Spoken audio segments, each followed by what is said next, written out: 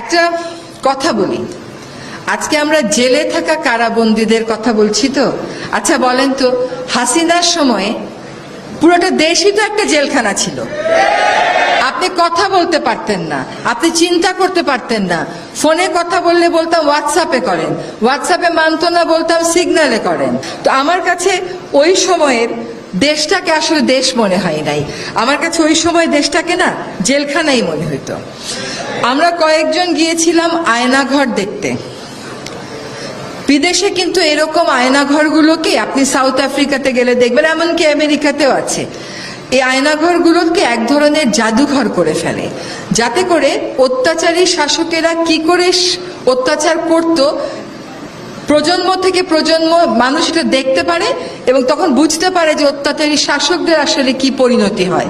তো এই আয়নাঘরগুলো তো আমাদের সেই নিষ্ঠুর ইতিহাসের একটা অংশ না। ও কিন্তু প্রত্যেকটা জেলখানাকেই আসলে আয়নাঘর বানিয়েছিল। মানে হয়তো আয়নাঘরের জায়গা হচ্ছিল না, তাই জন্য জেলখানাগুলোকে সে আয়নাঘরের মতন করেই বানিয়েছে। একদিন মাঝরাতে ঘুম ভেঙেছে, দেখি নূর ভাই ফোন করতেছে। সে ফোন করছে, আমি ফোন ধরতে পাইনি। পরে সে একটা SMS দিল, আপা এইবার আমাকে এত মেরেছে, আমার ব্লিডিং বন্ধ হচ্ছে না, আমার মনে হচ্ছে এবার আমাকে মেরে ফেলার জন্যই আসলে তুলে নিয়েছে। এটা কিন্তু জুলাই মাসের কথা না, তারও অনেক আগে। প্রথমে তো ওকে মারতই। ওর নামটা আমার ফোনে সবসময় ভিপি নূর নামে সেভ করা। আমার মনে হয় ও মন্ত্রী MP হলেও ওর কি সবাই ভিপি নূর নামেই চিনবে, কারণ সেখানে সে আসলে একটা প্রতিবাদ সে যে করেছিল ওই সময় তার সেই কোটা আন্দোলনে, এবং পরবর্তী সময়ে তাকে কিন্তু কখনো মারের মুখে বা নির্যাতনের মুখে আমরা চুপ করে যেতে দেখি নাই। আমার মনে হয় যে এটাও অনেক মানুষকে সাহায্য করেছে, অনেক মানুষকে প্রেরণা জুগিয়েছে। কিন্তু দেখেন, জেলখানায় কারা যায় বলেন?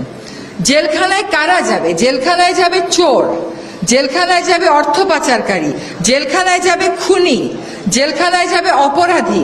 আমাদের জেলখানায় কারা গেল বলেন? শিক্ষার্থীরা। আমাদের জেলখানায় কারা গেল বলেন?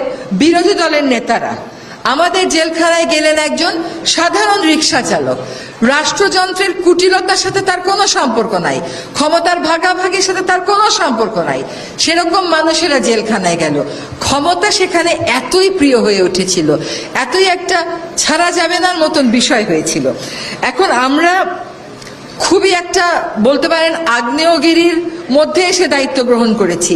একটা সিস্টেমে বোতাম টিপলে সিস্টেম একভাবে কাজ করে, আর একটা কিছু সিস্টেমে কাজ করব, there is no system, it's something completely broken.